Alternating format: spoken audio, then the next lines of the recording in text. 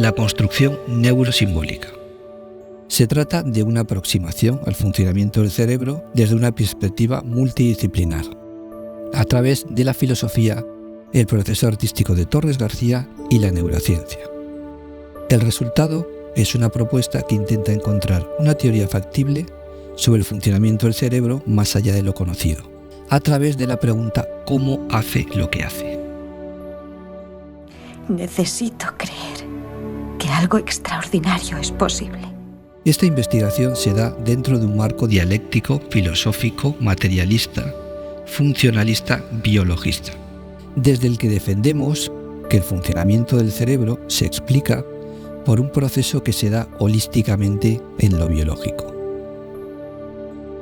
Proceso que se debe a 3 ítems que funcionan concatenados ininterrumpidamente: supervivencia, símbolo y completitud. El primero de ellos, la idea de supervivencia, la tomamos como un sistema de anclaje general. Todo acto, toma de decisión, elección, adaptación, no es aleatoria, sino que debe responder a un bien o una ventaja para el sistema. Ahora, en relación a qué debe ser ese bien o ventaja, ¿qué bien puede ser el más preciado por un sistema biológico? La vida. La vida es tanto perpetuarse como reproducirse. De aquí deriva nuestra suposición de que el primer filtro que debe pasar, al que debe estar anclado cualquier proceso neuronal, debe ser el de no dañar al sistema. El sistema nervioso, como centro principal de control, asegura la supervivencia subjetiva y abstracta, optando por la mejor de las soluciones entre su abanico de posibilidades. El anclaje no tiene por qué suponer lo mejor en todos los casos, sino simplemente la opción más acertada en un momento concreto. Exacto. Se podría decir que nuestro sistema neuronal actúa bajo un patrón global integrado que tiende a un equilibrio como creación y protección de lo humano. Este patrón básico posee por lo menos el criterio indispensable del sentido de la supervivencia. Y esto se debe dar en todo sistema biológico y por ende en todo sistema neuronal, además de haberse dado desde el propio origen de la vida orgánica. El siguiente proceso sería el de símbolo o relación de mundos simbólicos. La idea de símbolo es utilizada en filosofía como sinónimo de reunión, encaje o relación. Deriva de una antigua tradición de reconocimiento representada por una galleta de barro, donde se inscribían los emblemas de algún tipo de relación que, si tiempo después se volvían a reunir, acreditaba la autenticidad de sus representados. Para que este acto se diera debían darse 3 características: código común, la reunión de lo disperso y la necesidad de reconocimiento. El símbolo es más que la simple reunión de 2 partes, incluso es más que una intención, que una necesidad de reconocimiento. No tienes respeto por el uso del cerebro, Charles. Es la suma de todo eso unido a todo un conjunto de pluralidades serie paralelo que crean una unidad desde la multiplicidad exterior. Por estas razones adoptamos la idea de símbolo como metáfora para explicar una de las partes del proceso del sistema nervioso. El proceso de símbolo, junto con el de anclaje y completitud, explicaría cómo el cerebro puede llegar a hacer evidente lo humano. Crea al humano como una señal distintiva pero no exclusiva. El cerebro se encuentra constantemente en funcionamiento y una de sus premisas es encontrar la fórmula para mantenerse con vida, valorando siempre todas las opciones en un estado de equilibrio entre un sistema de entradas y sus posibles concordancias.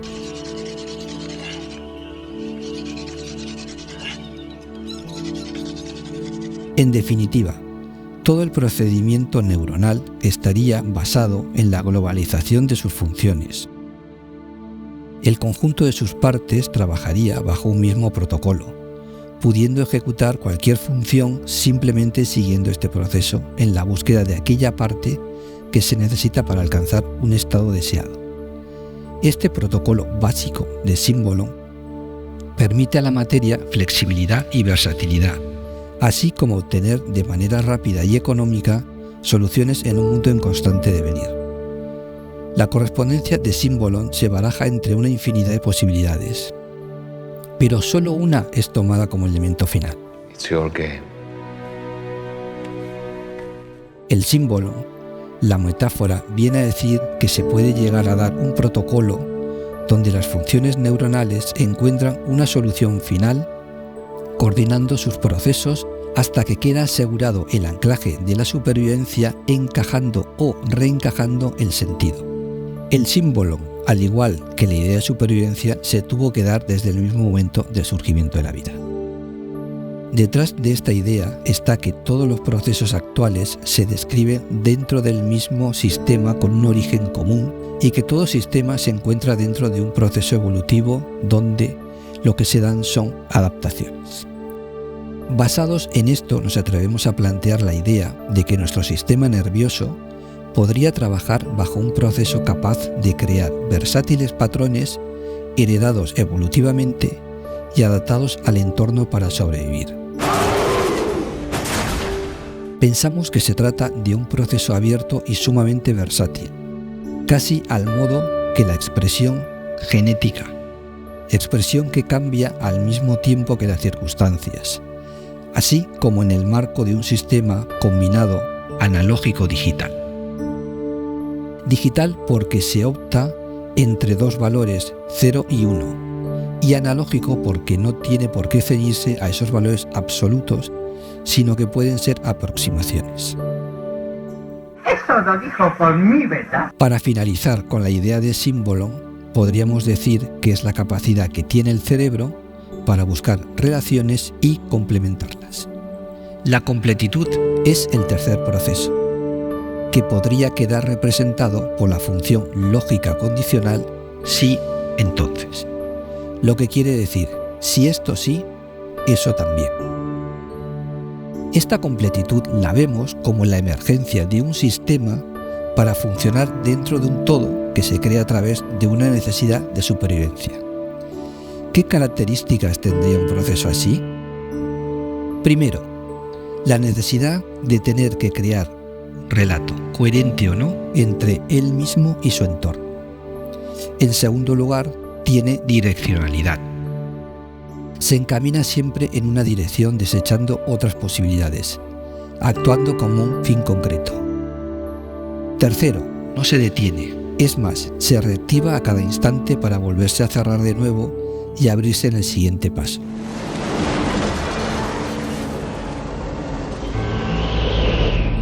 Creemos que completar es un fin en sí mismo y que se trata de una característica funcional de todo sistema nervioso. Pensamos que este proceso de completitud tiende a crear relatos del tipo asociativo condicional que deben ser completados. Es como la construcción y reconstrucción de una necesidad a la que hay que dar respuesta. No se puede vivir en la duda constante, por eso nuestro sistema nervioso tuvo que adaptarse en la resolución de problemas y no hay nada más eficiente que presentar el relato como un problema y crear al mismo tiempo la necesidad de resolverlo. The matrix is everywhere. It is all around us. Es un recurso de respuesta rápida promovido por el proceso símbolo. Todas nuestras necesidades biológico-corporales son transmitidas al sistema nervioso para crear una especie de relato holográfico incompleto.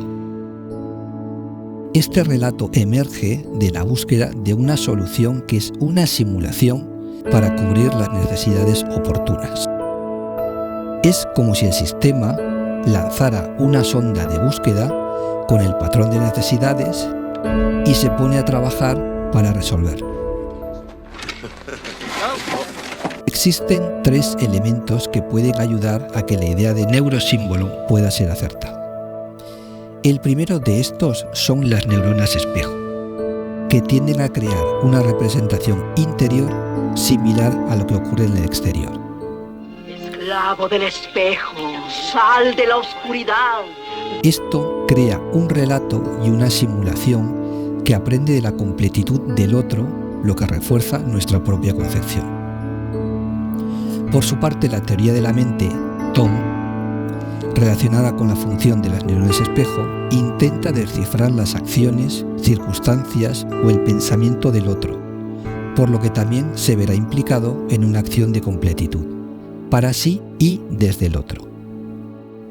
Creemos que ambas características del sistema nervioso podrían corroborar en cierta medida la existencia de este proceso en nuestro sistema neuronal. Por su parte, la plasticidad cerebral como facultad del sistema nervioso a funcionar en cada momento de manera versátil contribuye a crear simulaciones narrativas generales y, por ende, múltiples acciones de completitud. Por último, volvemos a referirnos a la expresividad genética y a su capacidad de expresar diferentes posibilidades frente a acciones o situaciones diferentes como otro importante referente. Hay otra cuestión pendiente sobre esta función. Si la completitud se da y es igual para todos, ¿cómo es que existe la diversidad? Dicho muy brevemente, lo que variaría es el planteamiento básico del relato, ya que dentro de la misma idea de relato hay más implicaciones. Implicaciones que dependen directamente de lo biológico y dentro de esto se encuentra tanto lo genético como el mismo funcionamiento neuronal. De todos los relatos posibles, solo uno es el que consideramos apropiado desde la subjetividad del sistema biológico genético neuronal, modelado primero por el anclaje a la supervivencia y después por el símbolo con características propias. Así, de todas las conexiones neuronales, cada uno crea su propia completitud dentro del universal y versátil de esta función. Podríamos decir que esta física de la completitud es una arquitectura que, más allá de uniformizar, nos ayuda a definir una opción diferenciada, proporcionándonos mejores posibilidades para nuestra supervivencia. En resumen, es como un algoritmo que se crea constantemente a sí mismo, capaz de readaptarse creando siempre nuevas perspectivas más eficaces y con la misma característica de reprogramarse a nuevas opciones. Nuestro funcionamiento neuronal es un sistema versátil, moldeable, vagabundo y atormentado por un estado de incompletitud constante que se debe superar. Por último, supervivencia, símbolo y completitud parecen destacar en el arte y la filosofía. Este proceso de procesos puede dar diferentes opciones de completitud y generar características novedosas como una necesidad ante lo desconocido, creada como una simulación determinada por la actividad de un sistema existente. Quizás se pueda decir que el arte es el primer acto de completitud registrado. El ejemplo es la máscara de Machapangast, datada en unos 3 millones de años, pero también lo encontramos hoy día en la obra de muchos artistas y entre ellos en la de Torres García, sobre todo cuando nos habla de sus recuerdos de infancia.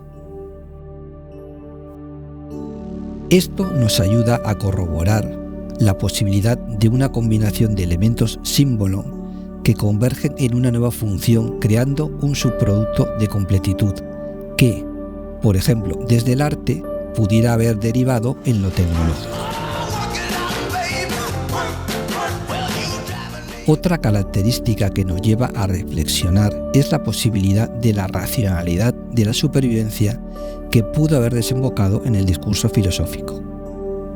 Es más, el discurso por la supervivencia plasmado en el día a día pudo desembocar en un nuevo proceso de ejecución de la información, en un subproceso elaborado de manera diferente que acabó por obtener connotaciones más allá de las que la originaron. Esto nos demuestra cómo aquellos primeros actos de completitud pudieron acabar derivando en nuevos conexionismos neuronales. Nos podemos preguntar, ¿qué necesidad y ventaja cumple la completitud artística o filosófica? Cumple la necesidad que le proporciona la existencia de un proceso de concordancia a la que el sistema está sujeto, y al mismo tiempo le aporta la ventaja de las novedades que puede conseguir la materialidad biológica bajo un proceso simple pero altamente efectivo. Ahora, ¿y si este proceso de completitud fuese la función de algo muy concreto en el sistema biológico? Por ejemplo, un tipo de neurona concreta, una expresión genética especial, la interrelación de ambas, una relación concreta entre las partes del sistema neuronal, un tipo de conexión particular, una diferencia de potencial concreto, un neurotransmisor especial, o una adaptación de nuestras células al entorno natural, etc.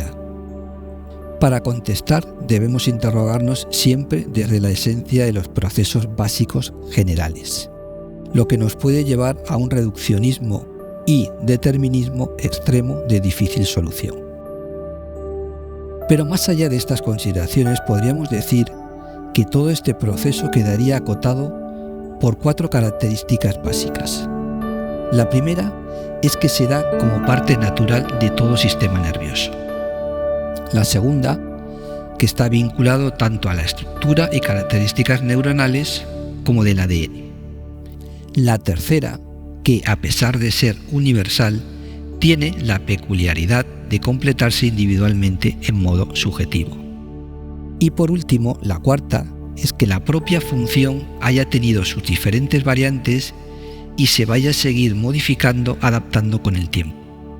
Definida algorítmicamente, podríamos decir que A se completa biológico, genética, neurosimbólicamente con B, C, etc. si de todas las opciones posibles, en algunas de ellas se cumple que, primero, que la supervivencia no quede afectada. Segundo, que sea posible, o sea, que exista un símbolo correcto. Y por último, que sea necesaria. Esto quiere decir que pueda existir completitud. En líneas generales, al final las preguntas se dirigen todas en la misma dirección. ¿Quiénes somos? Para nosotros subyace un protocolo común de funcionamiento, una función básica propia de un estado concreto de la materia biológico y funcional. El sistema sabe cómo lo hace, nosotros todavía no.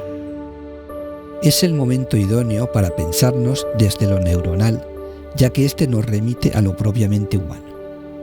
Debemos regresar a los procesos físicos neuronales y buscar su principio básico fundamental, si es que existe. Nada hay fuera de lo biológico neuronal. Hemos querido plantear la idea de dejar todo abierto bajo la fórmula de proponer la pregunta y no imponer respuesta alguna. Al fin y al cabo somos materia, y por lo tanto estamos supeditados y determinados por ella.